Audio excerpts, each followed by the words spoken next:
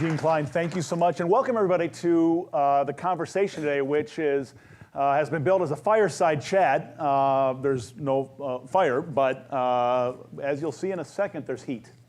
I guess that means on social media, some will say that I said Bobby Turner's hot. But in any case, the conversation today, the conversation today is one that I think you're going to find relevant.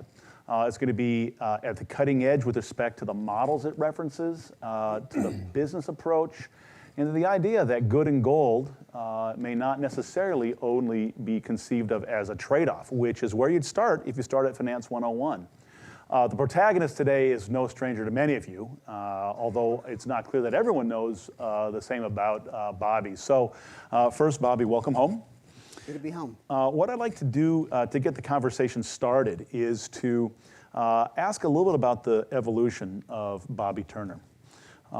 We know that when you say something like a $25 billion hedge fund, that conjures certain images. And your history, which started post-Wharton in your work with Mike Milken and in the distressed area, is actually fairly famous now. Tell us about the evolution of Bobby Turner. Where did you come from? And I mean before Penn, so we can get a beat on the vector you're following. So I grew up in Baltimore, Maryland, son of a public school teacher and son of a capitalist. And I had a tremendous exposure to both aspects of life, giving back and taking. My mother was a special needs professor in the Baltimore City School District. And my father was in the footwear industry, and I learned a lot from both. And I think most instrumentally is for a series of summers, I worked down in the shoe factories in a small town called Aguadilla, Puerto Rico. And I went down my first summer, and I was working in basically subhuman environment where I sat on an assembly line side by side with the hardworking men and women working in a shoe factory. And of course, my father didn't want me to risk my fingers, so he didn't put me on a particularly dangerous machine. He put me on a glue machine. Sewing or gluing rubber shoes, the soles to the shoes. And I always wonder now, having sniffed rubber cement for 2 summers of my life, how much more successful I would have been not having sniffed rubber cement. But at the end of my first summer, I came home and my father asked me what I had learned. And I said, well, I learned how to make shoes. And he looked at me and says, you learned nothing. You're going back the next summer. So the following summer I went back, and to my surprise, almost to my dismay, I was on the same machine surrounded by the exact same people. And at the end of the summer, I came home and he said, well, what'd you learn? And I said, you know something? I learned how lucky I am. I learned how lucky I am that I had options in life, and it gave me a perspective and an understanding that social determination, where you were born, to whom you were born, plays such a meaningful role that for those of us here today, and we all have to consider ourselves incredibly lucky, I think that with that luck comes an obligation to pay that fortune forward. And that was, the evolution in my life. My wife loves to say that men don't evolve. But my evolution started very early on, having a sensitivity to just how fortunate I was and having parents letting me know that. Did you feel like that when you were a student here? Did you feel lucky? I knew I was lucky, but I also worked very, very hard here. I wasn't lucky enough that I went to private schools growing up. I went to the Baltimore Public School District.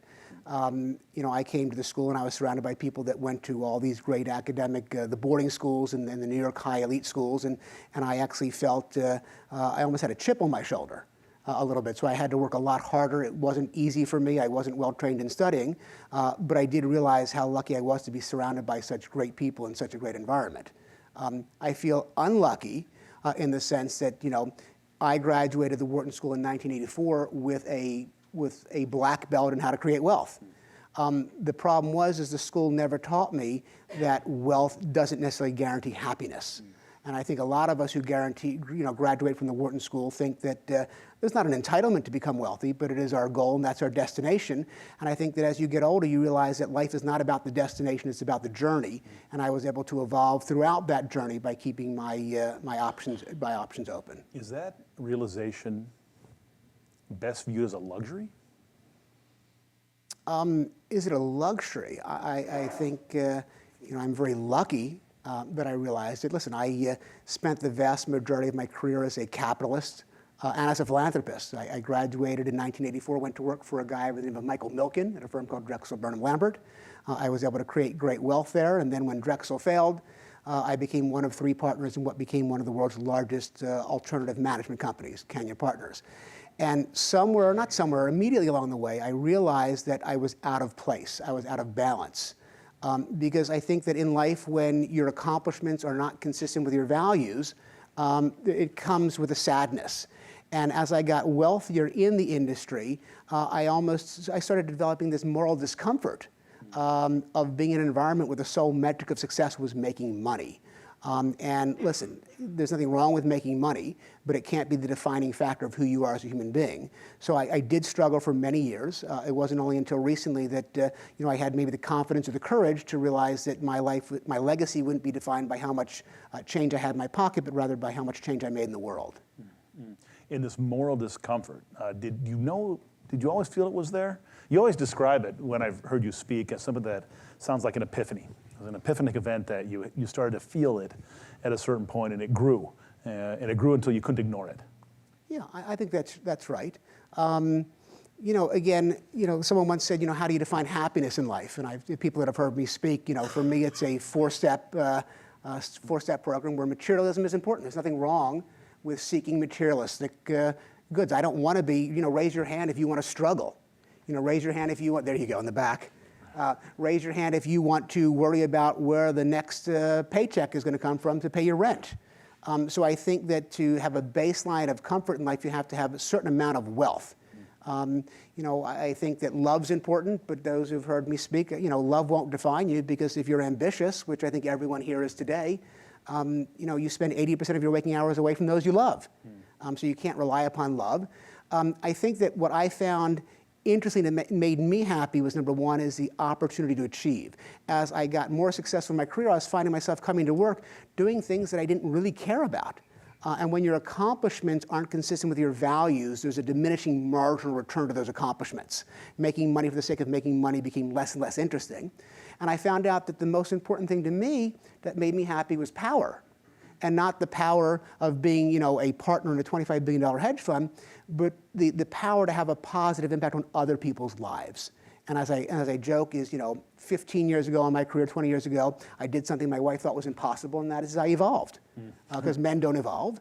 And I evolved from investors whose sole metric of success was making money to someone who believed that I could make money and change the world. You have mentioned a number of times also that I've heard you speak, a process that you went through in your 30s, and now to many people in the room, 30 seems like forever away. And forever ago. Forever, yeah. I think I remember it. But it was an important time for you in your 30s to think about what was coming. And so you interviewed people who had lived beyond the age of 50. Yeah, so and you did a 50 over 50 exercise. So I had sort of lost my balance. As a capitalist, I was struggling, and I knew that I wasn't happy. So someone suggested that I interview people who have more wisdom and lived a longer life. So I went on a journey and I interviewed 50 people over the age of 50.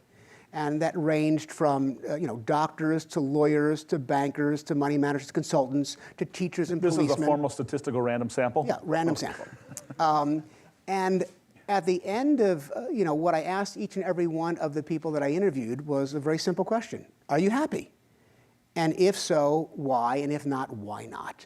And that was when I walked away from knowing that for me, my definition of happiness was based upon having baseline materialism, having love, having the ability to achieve, and having the power to have an impact on other people's lives. And I would say that that led me to becoming a philanthropist, because I realized that going to work for the sake of just making money wasn't enough.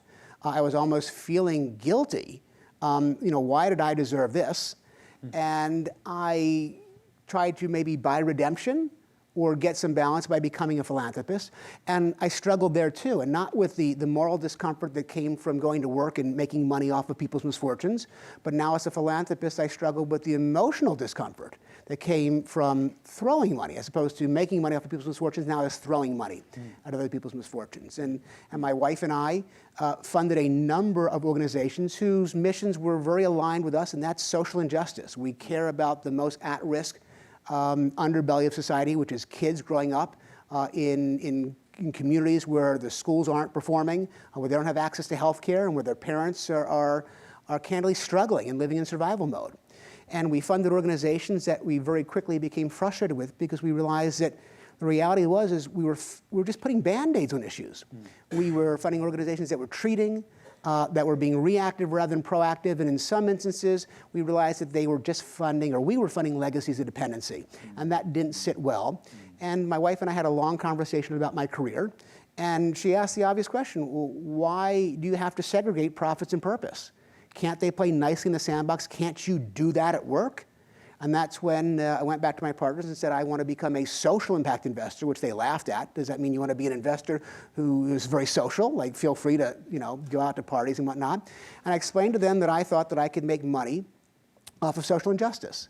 And that was my foray, and my first partnership was with Irvin Magic Johnson. And we went on to, raise $2 billion of private equity capital over 15 years and really changed the world in so many communities. And that was within Canyon. That was within Canyon. So I'd like to come back to how the culture of impact blended in with the culture of alpha.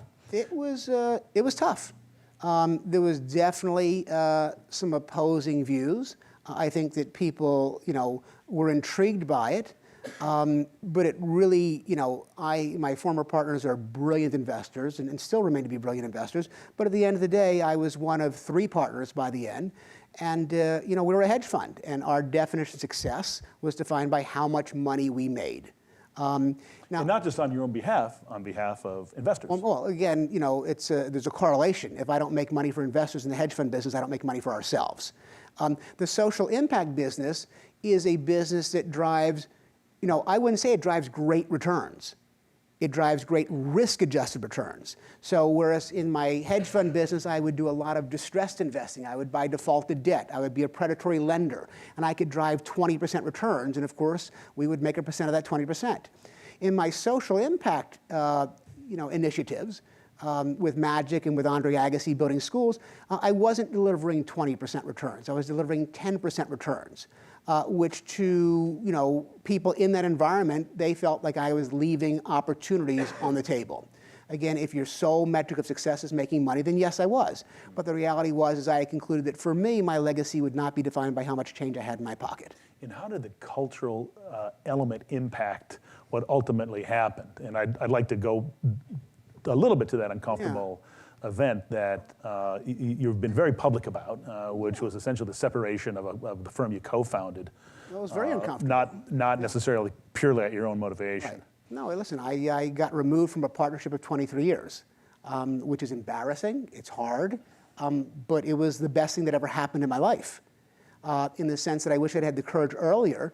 But listen, I tried. The reality was, and I tell this story, my daughter's actually here. One day, I came home from work and she looked at me and she says, Dad, why do you look so unhappy? And I sort of laughed at her, saying, ha, you see through me.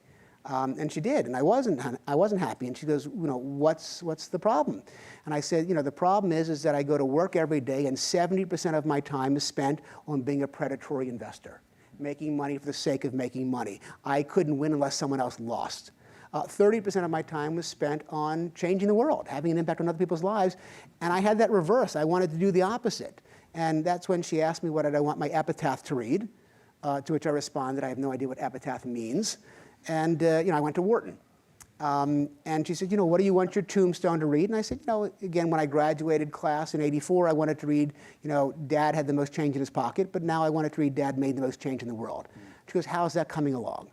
So I said, not so well. She goes, well, you've always told me to, have the courage to dream while you're awake. Go do something about it, which I did. I walked into my partnership and I said, this is what I want to do. And they said, that's fantastic, but you will be doing it somewhere else. And of course... and this was after the Canyon Johnson fund and after was operating. That's correct. And we had also started our Canyon Agassi charter school funds. And, again, I think that, there's one thing that wealth guarantees you. Wealth guarantees you to be true to your values. It's also, excuse my French if this offends you, it provides you what we call fuck you money. Fuck you money is the ability to say, fuck you to somebody when you don't want to do what they want you to do. Yeah. Well, there we now had three very, very powerful guys in the world that all had the ability to say, fuck you to each other. Well, when two say to one, fuck you, well, then you're fucked. So that is basically the story. I was escorted out of my firm, which I had helped founded 23 years earlier. You were physically escorted out, as in you did the cardboard walk? Physically escorted out of my firm. It was painful, but painful and embarrassing experiences also are defining experiences. They are cathartic in the sense to see how you perform, how your relationships perform. I promise you, 50% of the people who called me the day before I got walked out didn't call me the next day. But the 50% that did call, the investors that came with me, it was a wonderful experience in my life, proving that I was, I had good, sound relationships. And the only way to really prove it is, listen, in 4 years since I had that walk out the door, I've built a business that candidly is probably the largest private equity social impact firm in the world. We have $1 billion of capital under management. We have 158 employees across the country. We are 85% diverse, meaning non-white men. We are 50% women, meaning non-men. And we are 100% fanatical about getting up every day and going to fight a battle that we believe in. And again, if I go back to my 50 over 50, I'm now at a point in my life where I get to get up every day and work towards a goal that's aligned with my values. I get to make a difference in people's lives, and I also get to continue to create wealth for myself, my investors, and for everyone who works for me. Do you feel more whole today than you did when you were feeling this moral discomfort?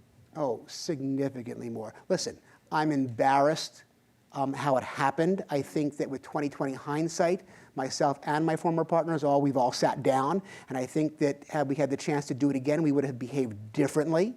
But arrogance and ego gets in the way of really good decisions in life, and that came into play. And so you've reconciled in some manner? In some manner. I always feel pain that they behave the way, but listen, there's two sides of every divorce. There's three sides of every divorce. There's my side, there's their side, and there's the truth, somewhere in between. So I cannot help but take some responsibility that I was able to develop a relationship where people really didn't like me, that they were willing to behave the way they did towards me. I have to own that. So again, it's reflective. It sounds like both passion and perseverance, which defines grit in some sense. Let's talk now a bit about the approach you've taken, because there were many that you could have chosen in impact. You chose real estate to start out with. Tell us a little bit about the models that you pursued. You're thinking about it. Catherine and I were talking a bit about this after your lecture in my class today, about how we can think about extrapolating your model and what really is the model at the core, how idiosyncratic it is, how replicable it is. Give us a view into your choice of it, and you're thinking about going into it, real estate, private real estate, charter schools, the whole deal, but why that way? Well, let's start with impact investing. What is it? Because I don't really think of it as a special asset class. Some people are now talking about, impact investing. You should have real estate in your portfolio. You should have bonds and fixed income and equities and private equities, and you should have social impact. Social impact is not an asset class. It's a risk filter that one needs to superimpose across all investment vehicles, just recognizing that socially responsible behaviors are critical to the success of any organization. I like big.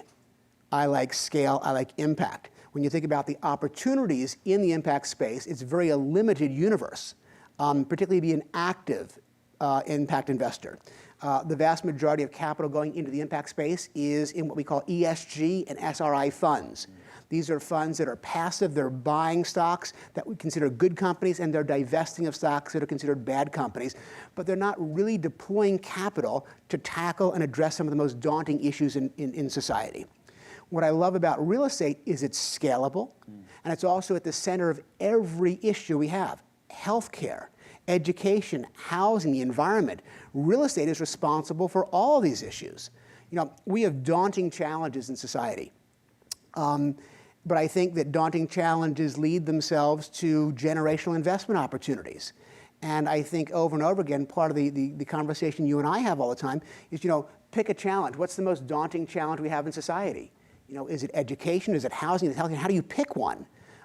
Here's one that I don't pick, and one that I think a lot of people think is the biggest issue we have, which is the disparity of wealth. Right? Raise your hand if you think disparity of wealth is one of the biggest issues we face. When 1% of a country controls 99% of its wealth, you undermine the very fabric of a healthy society, and that leads to divisiveness, it leads to despair, and it's intensive despair that leads to the violence today. Should we see how many people agree with?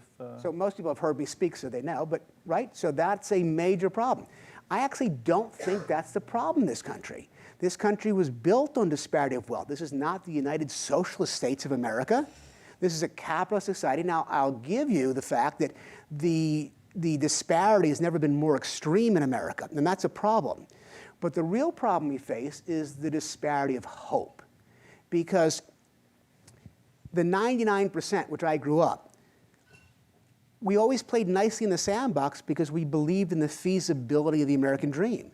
We believed that with hard work, with a great education, with affordable housing, and with a little bit of luck, you could actually become the 1%. There was upward mobility. But the reality is in this country today, there are tens and tens of millions of people who feel foreclosed from the American dream.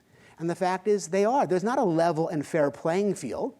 There's not upward mobility, and it's the despair of being the single mother in East Baltimore, raising a family, working 2 jobs, coming home to, I don't know, a pretty crappy apartment in a pretty crappy neighborhood and being severely rent burdened and spending 60% of your income on rent at the expense of food security and health security and retirement security.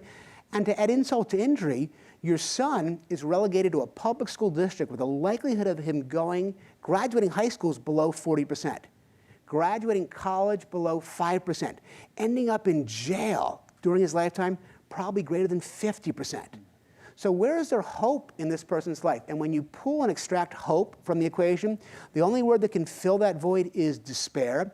And I think it's intensive despair that leads to the intensive violence we see. It also leads to the political circuses in this country. Listen, a vote for Donald Trump was not a vote for hope. It wasn't. I can't believe that. But what it was a vote in defiance of a 2-party system, both the Republican Party and the Democratic Party, who have candidly fallen down on their generational promises to right the listing ship of social injustice. Neither party has addressed it. They haven't tackled education, healthcare, or housing. And that's the consequence. We should have seen it coming. No, aspect ratio matters in impact, right? So you're in a manner of speaking, you're thinking about maybe some kind of the base of the pyramid, but it's our national base of the pyramid. If you step back a sec, I'm sure would recognize that the base of the pyramid is much larger in the world, depending how you define it. 4.5 billion people, 5 billion people living on $3 or fewer dollars a day. Right. Why focus on the pyramid bottom you just mentioned? Why not step back and take a more global perspective? Andre and Agassi and I raised a fund a couple years ago dealing with public education in America. And one of the meetings that we had was with CIC, China Investment Corporation, one of the world's largest sovereign wealth funds. And at the end of the presentation... Potentially as much as $2 trillion. $2 trillion. In equal dividend. Yeah. Wealthiest fund in the world. And at the end of our presentation, the gentleman from China said to Andre and me, "We love your fund, we'll take the entire fund." To which Andre leaned in and asked the obvious question. How much was this? We're raising $200 million. And that was candidly small change for the government of China. And Andre leaned in and asked the obvious question, why? Why does the government of China want to invest in a private equity real estate fund focused on education? That was an obvious question. And the gentleman from CIC looked at Andre and said, "Mr. Agassi, you may not be aware of this, but your country is indebted to my country to the tune of nearly $2 trillion. And none of us at this table today will be alive to see that debt repaid. So therefore, we, the government of China, have got to rely upon the next generation of Americans to grow your economy out of the debt you owe us, and you are failing miserably." And Andre looked at me and said, "We just got served a whole heap and healthy slice of humble pie." He goes, "We don't want that money, do we?" And I said, "Well, we don't want that money unless we can't find it elsewhere, in which case you're jumping on an airplane and going to play every exhibition match necessary in Shanghai to get the money back. But the answer is, what do we export in this country? What we're greatest at exporting is our policy and our politics. And who are we to say that our politics or policies are correct?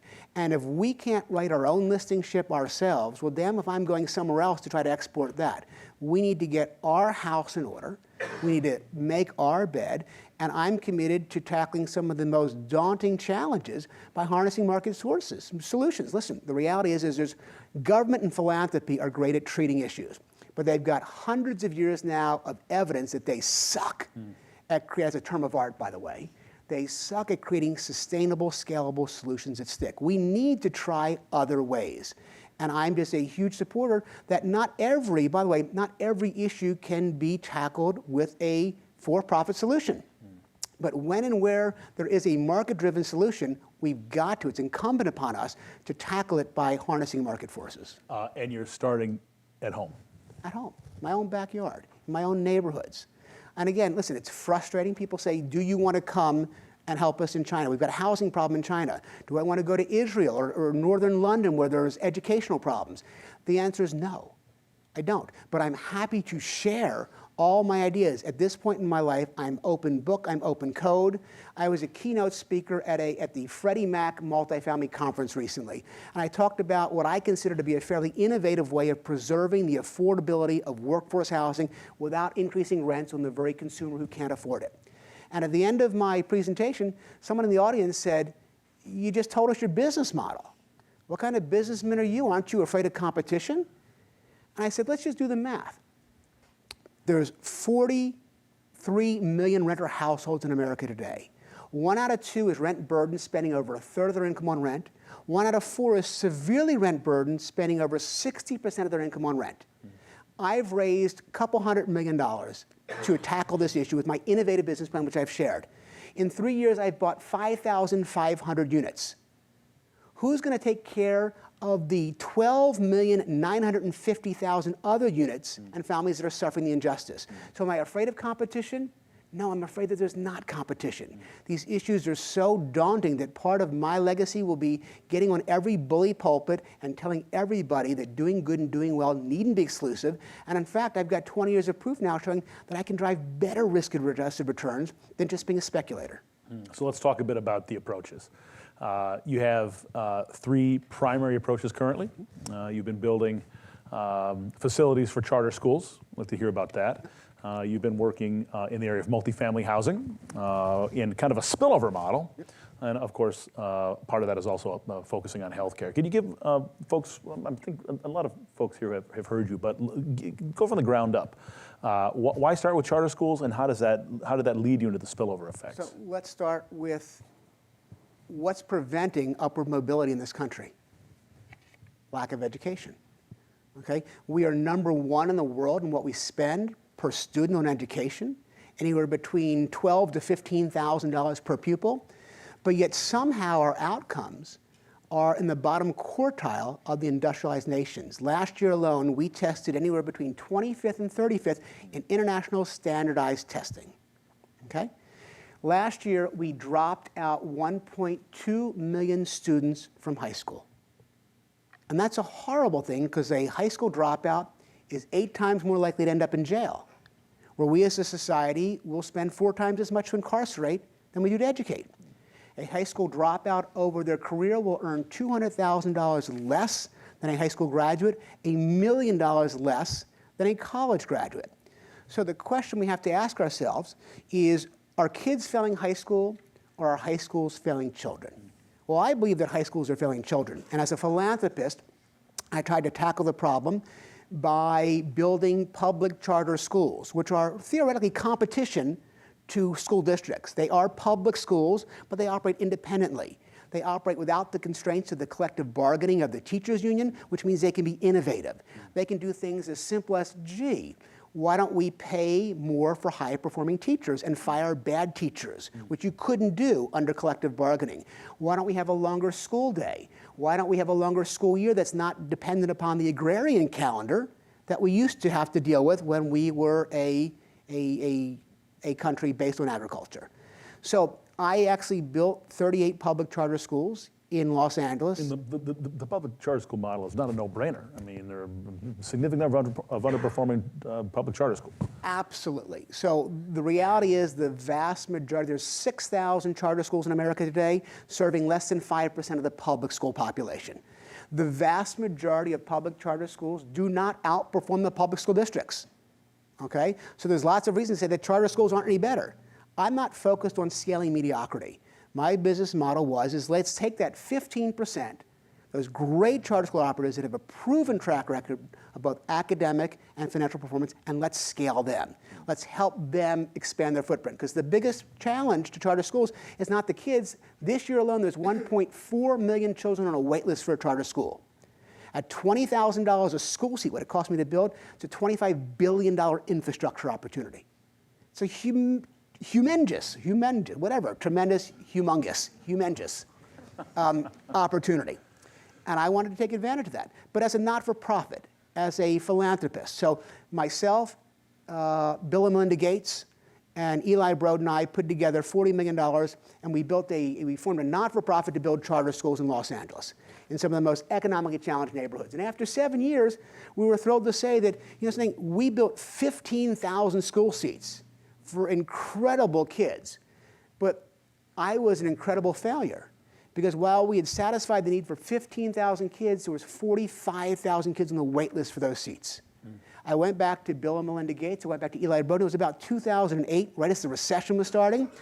And Bill said, Bobby, I'm on to something, more important. What could be more important than saving the lives of 15,000 kids? He goes, curing malaria for 1 billion kids. I'm like, you got me there. Went on to Eli Broad. Eli, we need more. He goes, I'm building my new museum. But the reality is when you most need philanthropy, it's least available. And I realized that for me to be successful, I had to harness market forces to create a scalable solution. So I made a cold call to Andre Agassi. Does everyone know who Andre is? Raise your hand if you do. Okay. I refer to him fondly as Mr. Steffi Graf. So people don't know who she is then. Steffi is Andre's wife, but she actually won more tennis tournaments than he ever did. He once said to me, I'm the only man in the world who can be number one in the world at something but go home and be number two, because his wife won more tournaments than he did. But Andre was an 8th grade dropout and shared the same passion for education and frustration that I did, because he recognized how lucky he was. As lucky as I was, here's an 8th grade dropout who became fabulously successful. But he felt like he wasn't deserving of it. How do I become this successful, number one in the world at something, create great fortunes, but I never got an education, and there's millions of kids who will never have my talent at tennis, and I need to do something. So Andre, for 15 years prior to when I had met him, built his own K-12 public charter school in Las Vegas. And by the time I had met him, he was 3 times the failure that he was success. He had 1,000 kids in his school, 2 graduating classes, 100% had gone on to college, but yet he had 3,000 kids on the wait list. And Andre and I convinced Andre that he should join me to harness market forces to create a scalable, sustainable solution. Before you met Agassi, had you been thinking about the charter school space? And you well, I wanted had been to a focus philanthropist. So you knew already that you wanted to focus on education. Absolutely. Because your view is that is the initial condition. That's ground zero. That's the beginning Ground point. zero. And so Andre and I, in 6 years have raised about $500 million of private equity capital. We now have built 79 public charter schools in some of the most desperate communities in America. We're serving 45,000 kids. We're having an incredible impact, a reinforcing mechanism on the communities in which we're investing. And at the same time, while we're changing the world, we're doing 9.5% to 10% returns net of all fees for investors. So you'd say, gee, that's an awesome day. But it's not an awesome day, because we worry about the nights too, meaning that I can do amazing things for a child in a great charter school between the hours of 8 and 5, but if they go home to an unsafe, unnurturing home environment, everything you've accomplished during the day goes out the window. And I realized that if I'm going to really right the injustices, I have to take a 3-pronged approach. I have to tackle education, but I have to tackle the home life, and I have to tackle healthcare as well. And the home life, let's be serious. When there's 43 million renter households in America, and 1 out of 6 are spend, or 1 out of 4 are spending over 60% of their income on rent at the expense of, again, health security, food security, retirement security. That's not sustainable. And let's be real, everybody suffers when you don't have affordable workforce housing in close proximity to the jobs. Families suffer, productivity suffers, the environment suffers, communities suffer. Anyone from New Orleans? Raise your hand. Anyone been to New Orleans? Raise your hand. Anyone heard of New Orleans? Raise your hand. Unanimous. You know, 10 years ago, when Katrina hit New Orleans, the day after the storm, north of 60% of New Orleans Police Department didn't show up to work the next day. Well, why is that? Well, first of all, not a single officer of the New Orleans Police Department could afford to live in New Orleans. So they lived in tertiary communities, second and third region suburbs. And when Katrina hit, it wiped out the infrastructure, which meant law enforcement couldn't even get to its job. The other 40% didn't want to come to its job because they wanted to defend the communities that they lived in. So everybody suffers when you don't have workforce housing. So the obvious thing is, well, if there's not, affordable workforce housing, again, 43 million renters, 1 out of 4 is severely rent burdened. Let's just build more. So Bobby, put on your social impact hat, be innovative, and build more workforce housing. And I'm not talking low-income housing for those who qualify for subsidized and Section 8 housing, people that earn below 50% of the average median income. I'm talking about the working poor, teachers and policemen and firemen, people that are working 2 or 3 jobs that can't really make too much money to qualify for subsidized housing, but not enough for ownership or luxury rental. And so how do you avoid the challenges of multifamily housing and the history of the challenges, Cabrini Green and Chicago and others around the country where they became gang warlands and really became part of the problem? Right. So part of that is Cabrini Greens and others, those are public housing projects, which candidly are subsidized. So that's the poorest of the poor. That's a partnership with the government, and I don't want to partner with. My focus is on those who are the working poor, who, by the way, come from the same communities that suffer from the same injustice, that have crime problems as well. The obvious thing is let's build more, and I can't, because given where wages are, I can't, given the cost of land and materials and labor and financing, I can't build new and charge a market rent that's only 30% of their income and make a profit. So you're not going to charge below market rents? No. You're going to charge I'm going to charge market rents that are affordable, that represent only 30% of income. So the problem is there's a huge demand, it's growing, there's no new supply, and here's where I am the gladiator for social injustice. What's criminal in the housing market right now is the existing supply of naturally affordable workforce housing is disappearing. Because every time a B or C quality property comes to the market, it's being bought by a predatory investor who does one of 2 things. What do you think they do? They either scrape it to build condos, or they improve it with new bathrooms and new Tata self-flushing toilets and Caesar stone cabinetry and new common areas. And how do they get a return on their capital? They do what? They raise rents on the very consumer who's seen no wage inflation. So I can't do that. But I have an innovative idea. I'm not buying and improving, I'm buying and enriching. Because I went to the Wharton School and I recognize that there's 2 ways to drive profitability. Number 1 is increase rents, increase revenues. Can't do that. What's the other aspect? What else could I do? Reduce expenses. Well, having worked in the urban markets for 20 plus years with Magic and now Andre, I know the following. The biggest expense of owning and operating workforce housing is what? Turnover. There's no pride in rentership. No one comes home to their crappy apartment in their crappy neighborhood and says, God, I love living here. So they're always shopping for concessions, which means that on average, a property that I would buy typically suffers 100% vacancy every 24 months. Think how expensive that is. So I thought if I could change the relationship between the landlord and tenant, create a pride in rentership, people would stay longer. If they stay longer, I cut down the biggest expense I have. So what I do is I buy and enrich. I take a percentage of my units and I use it as a currency, and I go down to the school I just built, and I offer subsidized housing for 5 teachers. And in return for the subsidized housing, I take some common area and I make it a tutoring lounge. So every school night of every school day, there's a teacher there for the benefit of the children of families that live in my property. I go down to the local police precinct. In fact, Randy Slaughter, who works for me, perfect name for Randy, former US Marine. He was a DEA officer, and then he worked in the gang task force unit for the Anaheim Police Department. He sits down with the watch commander and says, policemen are heroes. We have 2 units in our property, subsidized housing, free housing for law enforcement agents, but here's the currency they pay us. They've got to park their squad cars out front. Boy, nothing more dissuasive to a gang member than a squad car parked out front. You got to live in our property. You've got to make your presence known, and you've got to oversee and implement a community watch program. So if you're living at my property, you can't afford, private security. And number 3, we tackle the issue of health care, because most of our families are uninsured or underinsured, but I'm in the healthcare business. I'm building preventative health care projects. I subsidize housing for nurse practitioners. We have infirmaries. So if you're living in my property, yes, you're paying 30 to 35% of your income on rent, which is a lot of income, but you could never afford to supplement or augment health care, augment safety and security, and safety and education. So if you don't have to move, will you ever move? So the answer is no. So what's happening in our program? So over the last 3 years, we've bought nearly 5,500 units, 12,000 residents. What we do is when we buy our properties, we do surveys, tenant satisfaction. Now, typically these properties have been owned by a slum landlord or an absentee landlord, and typically our tenant satisfaction is below 30%.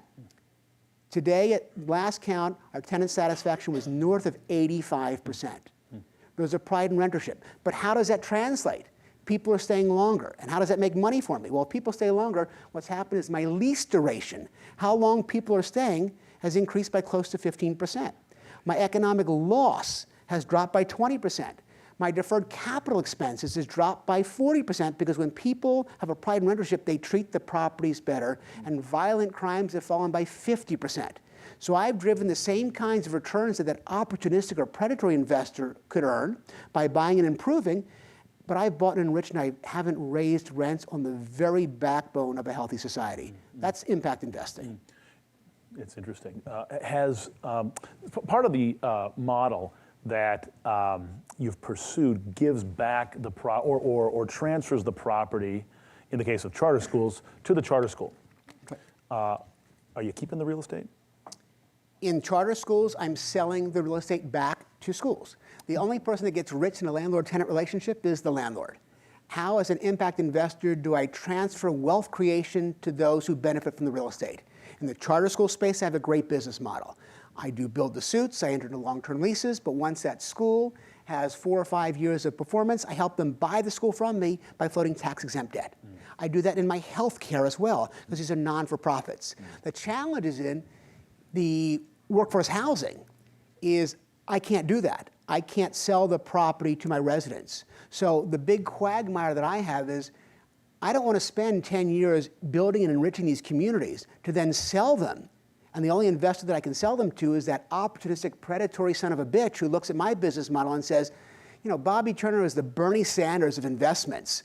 We think that we should scrape it and put all the work we've done to shame. So my business model here is really interesting, is I will take this platform public on the New York Stock Exchange in 5 years. And built into the constitution of this public company will be the ongoing preservation. There'll be B corporations or benefit corporations? It'll be a B corporation. Be B Corp or a public benefit corporation, or both? Or it could be either or both. But what I do know is that I've met with Goldman Sachs of the world and the Morgan Stanleys of the world, and we've talked about the idea, and they think that there will be an insatiable appetite for investors who believe that business should be a force for good, who believe that if I can invest my money in an investment opportunity that generates the same kinds of returns, but also tackles an issue that I care about, that there will be a premium that will be paid for that stock. So that's our goal. People say, you're a dreamer. Yes, I am. But it's those who have the courage to dream while they're awake that'll change the world. I don't bother dreaming while I'm asleep any longer. It doesn't do me any good.